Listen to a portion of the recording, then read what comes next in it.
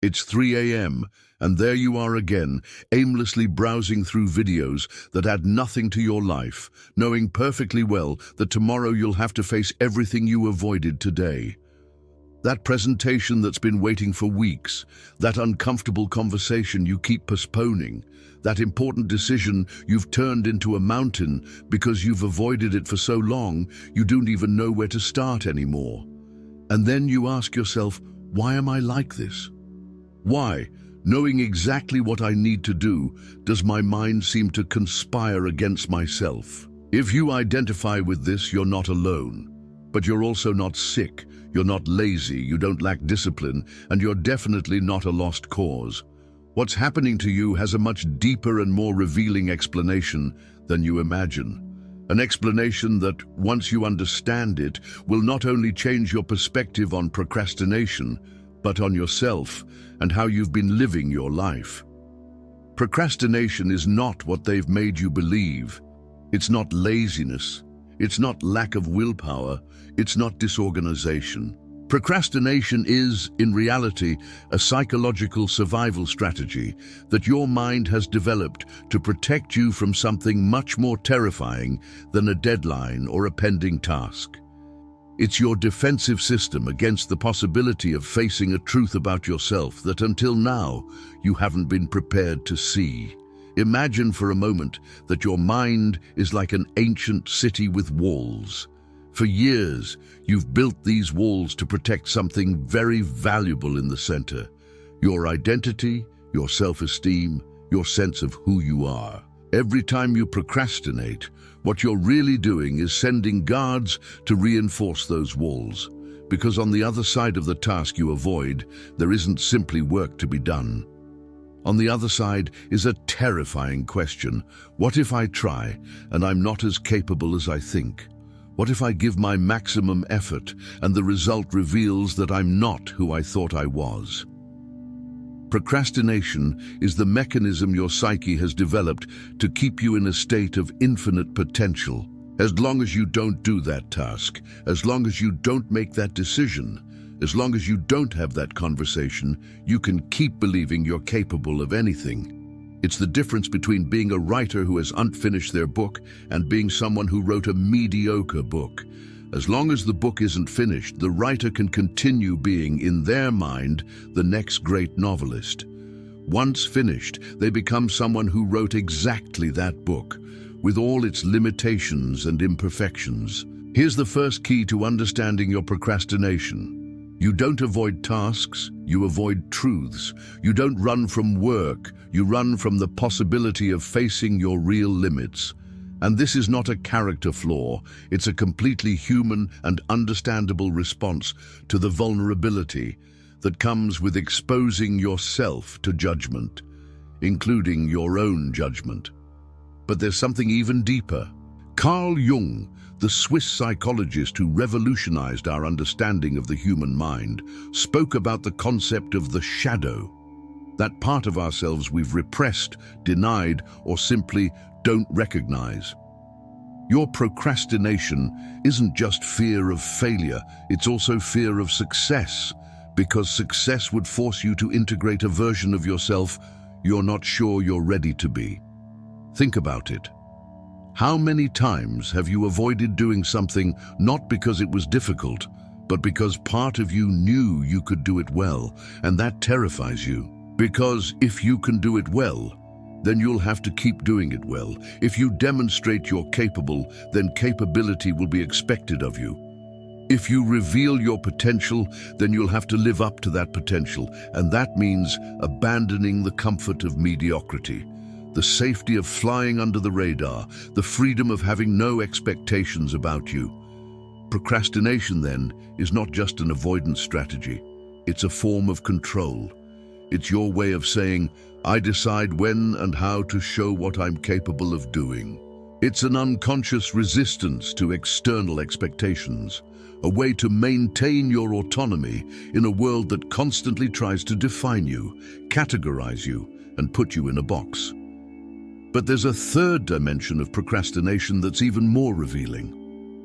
Freud observed that human beings have a complex relationship with time, We live simultaneously in the past, present, and future, and procrastination is a way to manipulate this temporal experience. When you procrastinate, you're not simply postponing a task. You're creating a temporal bubble where future consequences can't touch you yet, where the weight of the past remains suspended and where the present artificially extends. It's a form of existential rebellion against the inevitability of time. Every time you decide, "I'll do it tomorrow," you're exercising an almost magical power. The power to stop time, to suspend reality, to live in a state of pause where everything is still possible and nothing is defined yet. It's a way to feel you have control over something as fundamental as the passage of time itself. Now, we come to the heart of the matter, and here's where everything you thought you knew about procrastination crumbles. The deepest, most hidden, most revolutionary reason why you procrastinate is this. Your soul knows that the task you avoid is not the task you should really be doing. Your procrastination is not a system error, it's the system working perfectly. It's your unconscious wisdom telling you there's a fundamental misalignment between what you're trying to do and what you really need to do. It's your deepest intuition, screaming that you're pursuing goals that aren't yours, fulfilling expectations you didn't choose, living a life you didn't design. Think about it. When was the last time you procrastinated something that really excited you? When was the last time you had to force yourself to do something you felt deeply aligned with who you are? Probably never. When something resonates with your authentic purpose, when something aligns with your deepest nature, procrastination simply doesn't appear. Resistance disappears because there's no internal conflict to resolve.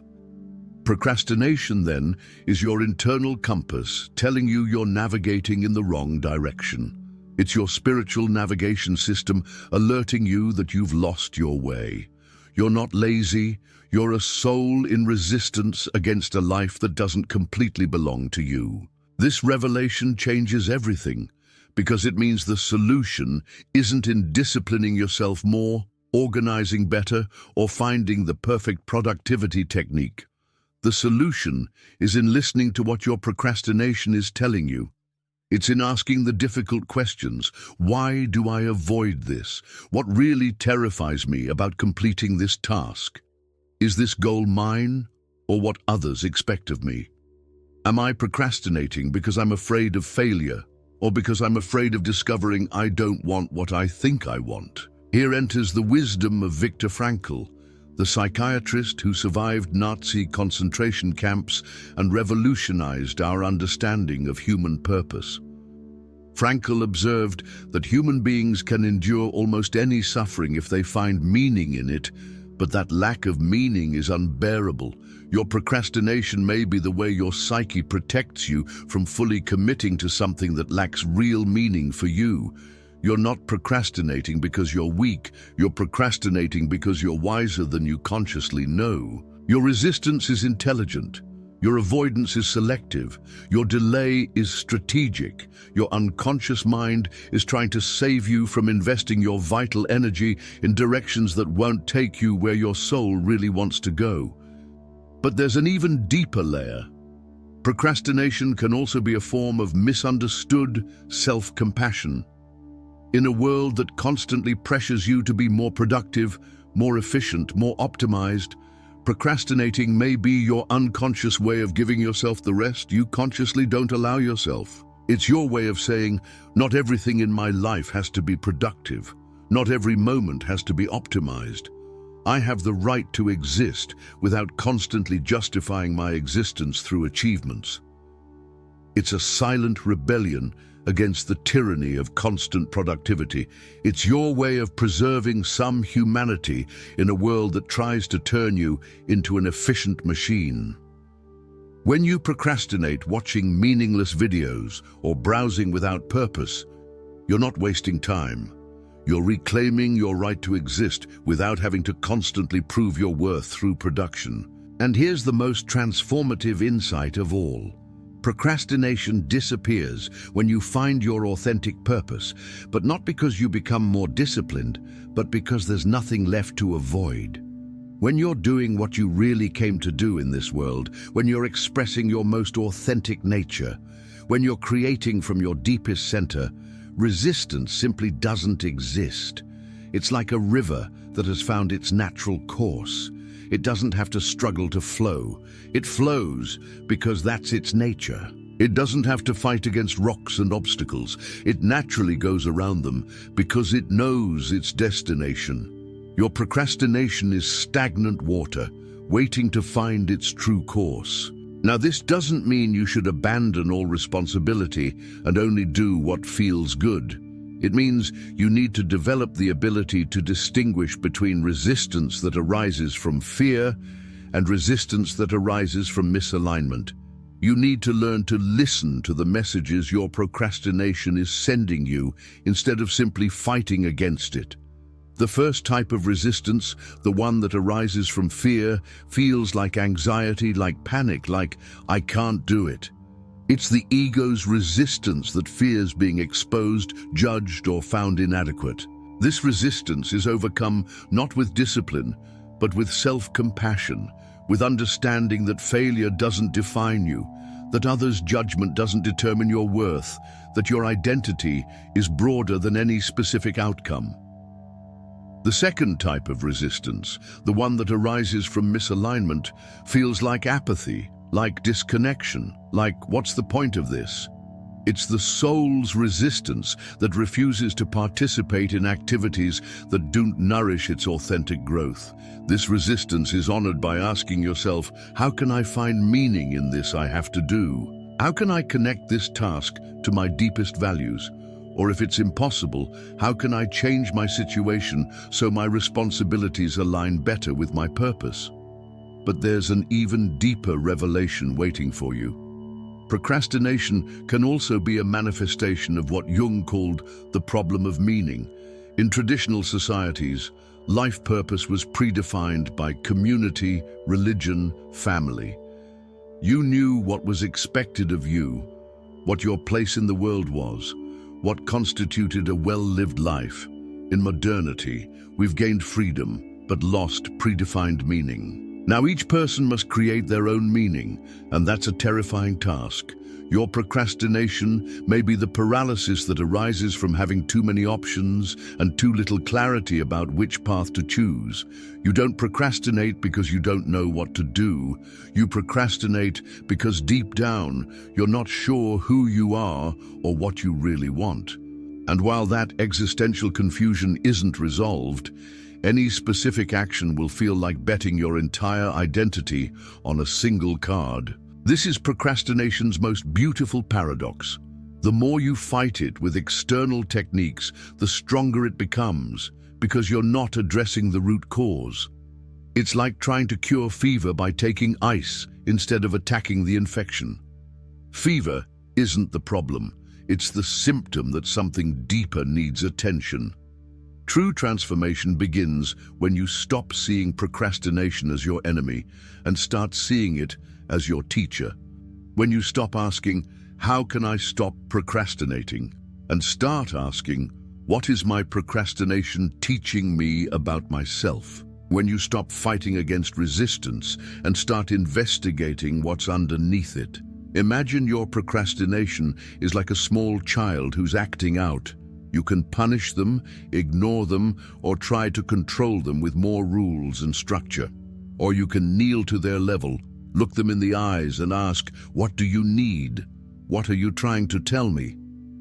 When you approach your procrastination with this compassionate curiosity instead of judgment and frustration, you begin to discover the hidden treasures in your resistance. Maybe you procrastinate that presentation because, deep down, you know the project doesn't really represent you, and your soul resists investing energy in something that takes you away from your true purpose. Maybe you avoid that difficult conversation because you intuitively know it will change your life in ways you didn't feel prepared for. Maybe you postpone that important decision because a wise part of you knows you need more information, more maturity, or more clarity before committing. Your procrastination may be your unconscious wisdom working for you, not against you. It may be your internal navigation system telling you, wait, stop, this isn't right yet. It may be your intuition protecting you from committing to paths that aren't yours, from saying yes to opportunities that are disguised traps, from investing your vital energy in directions that will take you away from your authentic destiny. And here we arrive at the transformative heart of all this. When you understand that your procrastination is information, not pathology, everything changes. When you stop fighting against it and start dialoguing with it, you discover it has very specific things to tell you about your life, your priorities, your fears, and your deepest desires. Perhaps your procrastination is telling you that you need rest, that you've been pushing yourself too hard and your system needs recovery. Perhaps it's telling you that the task you avoid isn't really a priority, that there's something more important that requires your attention first. Perhaps it's telling you that you need help, that you're trying to do alone something that requires support or collaboration. Or perhaps, and this is the most revolutionary, your procrastination is telling you that the life you're trying to build is not the life you came to live.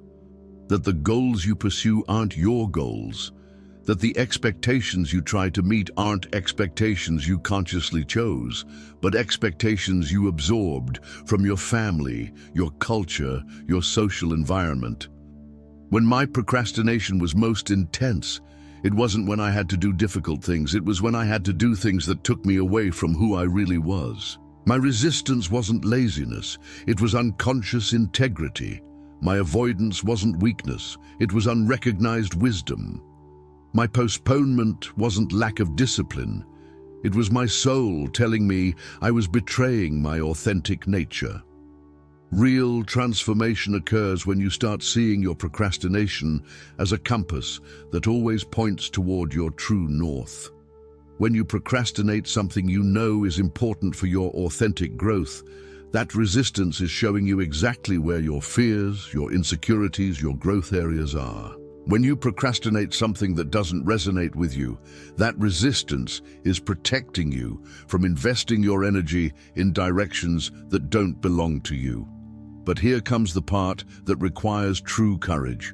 Acting from this new understanding means you'll have to start making decisions based on your internal truth instead of external expectations. It means you'll have to develop the ability to distinguish between what you really want and what you think you should want.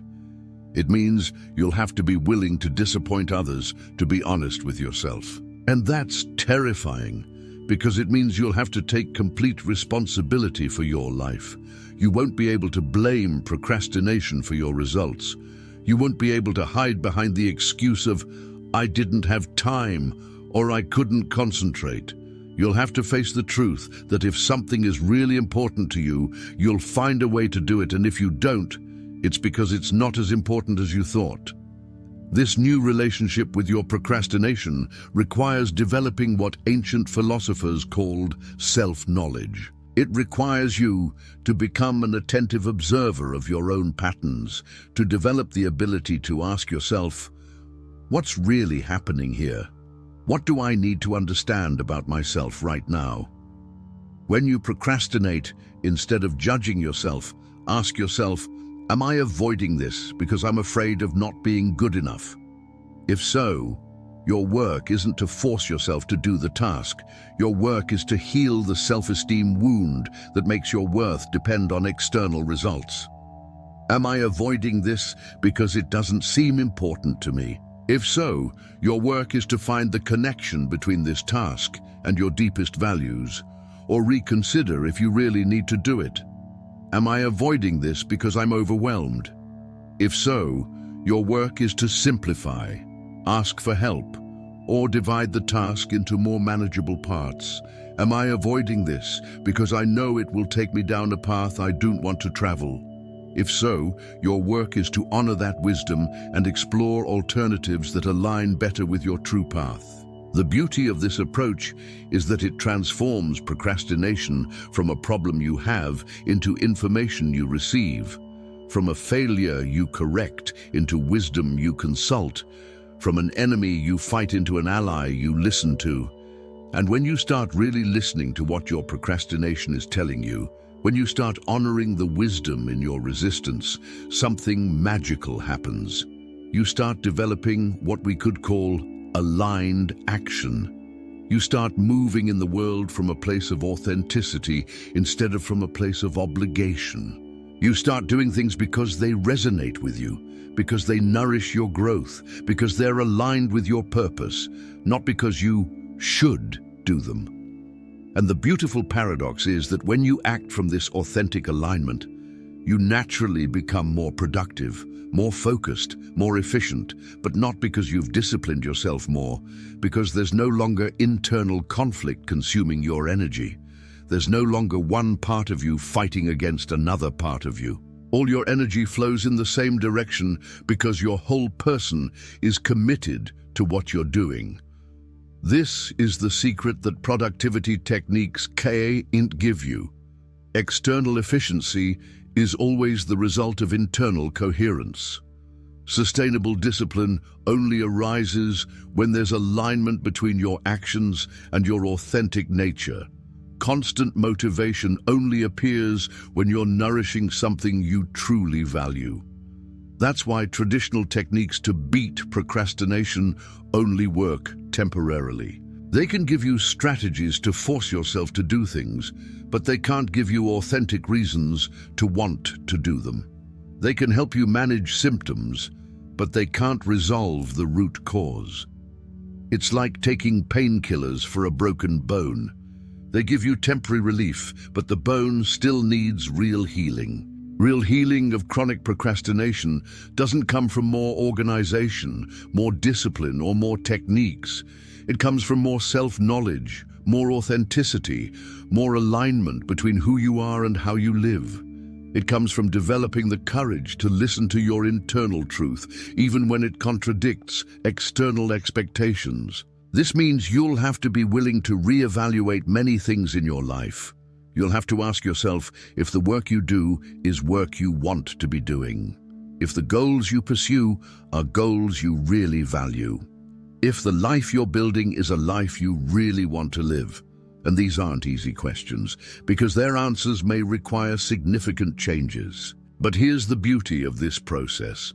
When you start making these changes, when you start aligning your external life with your internal truth, procrastination doesn't disappear because you've beaten it. It disappears because you no longer need it. You no longer need a protection mechanism against tasks that betray you because you're no longer betraying yourself. You no longer need resistance against expectations that aren't yours because you've started creating expectations that are. The path to this transformation is neither linear nor quick. It requires developing a new relationship with yourself, a relationship based on curiosity instead of judgment, on compassion instead of criticism, on investigation instead of struggle. It requires you to become a student of your own psyche, a researcher of your own patterns, an archaeologist of your own deepest motivations. It begins with paying attention. The next time you find yourself procrastinating, instead of getting frustrated with yourself, pause and ask, what is this teaching me about myself? Observe what types of tasks you procrastinate most. Notice what emotions arise when you think about doing those tasks. Explore what fears, what expectations, what pressures are connected with those activities. Develop the practice of distinguishing between your authentic voice and the internalized voices of others. When you feel resistance, ask yourself, does this resistance come from my fear of not being good enough, or does it come from my wisdom saying this isn't mine? Learn to recognize the difference between fear that protects you and fear that limits you, between resistance that saves you and resistance that sabotages you. And here's the most transformative practice of all. Start asking yourself, not hey, how can I do this faster? But why do I want to do this in the first place? Not, how can I be more disciplined? but how can I be more aligned? Not how can I overcome my resistance, but what do I need to understand about my resistance? When you develop this new relationship with your procrastination, when you start seeing it as valuable information instead of as a character flaw, something profound changes in how you relate to yourself. You stop being your own enemy and become your own ally. You stop fighting against aspects of yourself and start integrating them into a more complete understanding of who you are. And from that integration, from that compassionate self-acceptance, from that genuine curiosity toward your own internal experience, naturally arises a way of living that doesn't need procrastination because there's nothing to run from. A way of acting that doesn't need external discipline because it's motivated by internal purpose arises. A way of being that doesn't need productivity techniques because it's fed by authentic alignment arises. Procrastination, then, is not your disguised enemy. It's your disguised teacher. It's not a defect you correct. It's wisdom you decode. It's not an obstacle you overcome. It's a map you follow toward a more authentic and aligned version of yourself. When you understand this completely, when you integrate it not just intellectually, but emotionally, when you start living from this new understanding, you'll discover something extraordinary, that the person you thought you were when you procrastinated wasn't the real one. The real you is when you're aligned, when you're in flow, when you're doing what you came to do. That person doesn't procrastinate because they don't need to. That person acts from such a deep place of authenticity that resistance simply doesn't arise. And when you reach that place, when you live from that alignment, you'll realize that procrastination wasn't your problem. It was your imperfect solution to a deeper problem. It was your unconscious way of protecting yourself until you were ready to live your complete truth. It was your internal system telling you, not yet. Wait until you know who you really are. Now you know. Now you understand. Now you can start honoring both your resistance and your impulse, both your need for protection and your desire for growth, both your humanity and your potential. You can start living from a place where action arises naturally because it's aligned with your deepest nature. And when you live from that place, when you act from that authenticity, when you move in the world from your real center, you'll discover that life flows in a completely different way, not because you've beaten procrastination, but because you no longer need it. Not because you've become more disciplined, but because you've found something more powerful than discipline: authentic purpose. Procrastination was just your soul waiting for you to be ready to listen to what it really had to tell you. Now that you're listening, now that you understand, you can start acting not from fear or obligation, but from love and authenticity. And that's a completely different way of living. If this message resonated with you, if you feel something moved in your understanding of yourself, share it with someone who is also struggling with their own internal resistance.